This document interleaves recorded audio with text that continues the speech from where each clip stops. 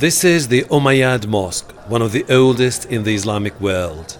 Ever since the fall of Assad, people have converged here for the Friday prayers and later to celebrate the end of decades of autocracy. My message is for people abroad to come back. The country has become good and the freedom we've been waiting for has finally arrived. Syrians continue to celebrate the downfall of Assad and his repressive regime, but at the same time they are worried about their future and what lies ahead for their country.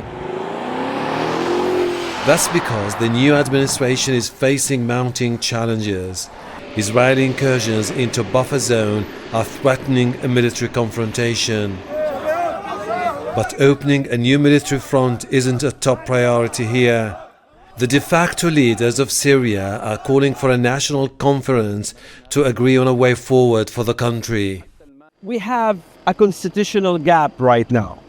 And in order to cover this constitutional gap, we need an urgent process to legitimate this transitional period, and we will decide which time is suitable for all the factions and minorities to step forward into the political process. Western envoys are arriving almost daily to test the waters.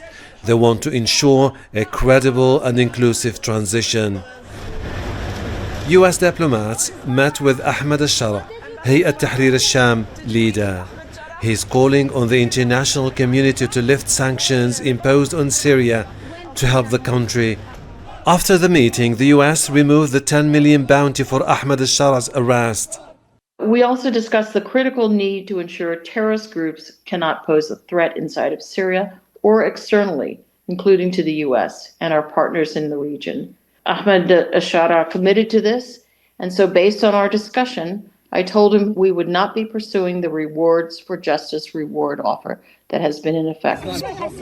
A significant boost for the man who is likely to have a bigger say on Syrian politics for years.